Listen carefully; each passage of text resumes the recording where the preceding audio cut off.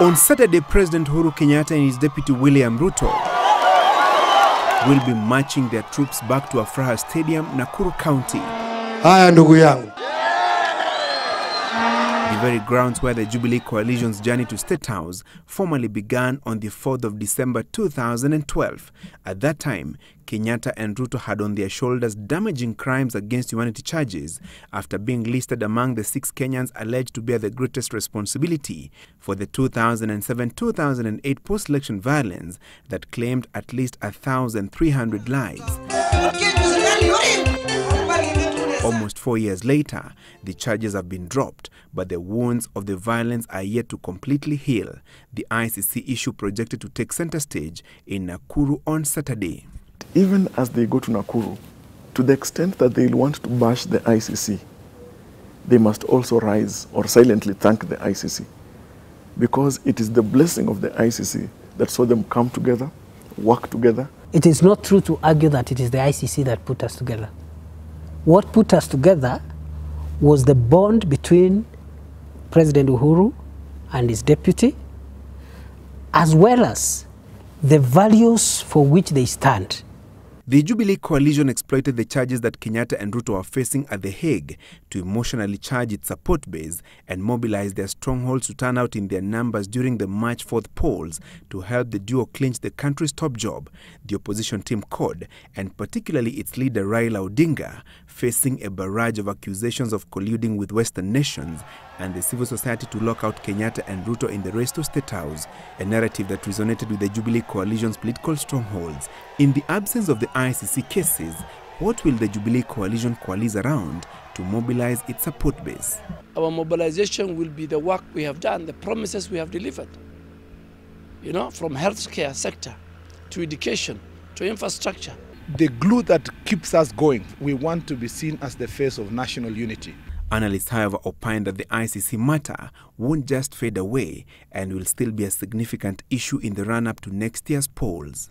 They may find reason in uniting and keeping united because of the re-election issue. One, for President Kenyatta's legacy, and secondly, for Deputy President William Ruto's trained sights on the 2022 bid. With the yoke of crimes against humanity charges off his neck, attention shifts to Deputy President William Ruto and the role he will play in next year's presidential contest.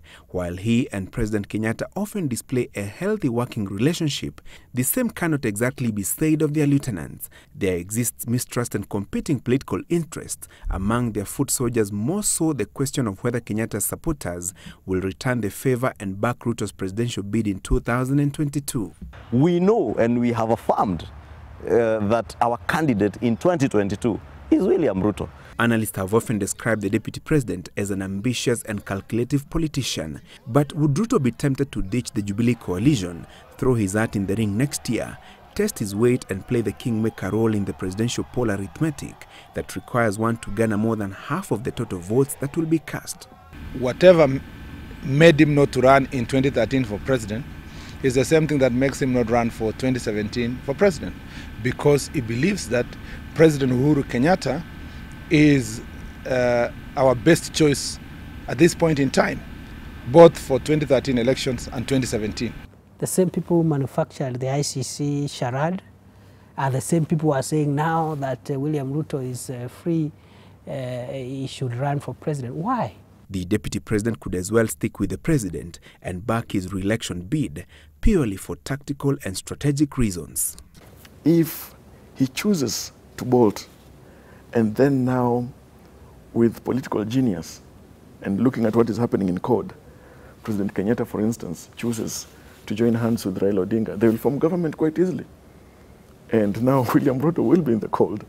It may serve him right to remain there and see how now he gathers the political storm midstream of after re-election, possibly if they are re-elected, so that he can see what kind of coalitions he wants to create, what kind of partnerships he wants to forge.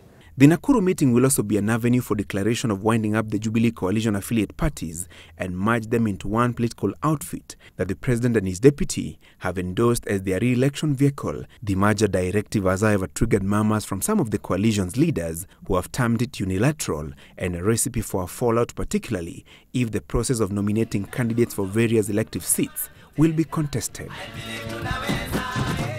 Francis Gashuri, Sunday Live.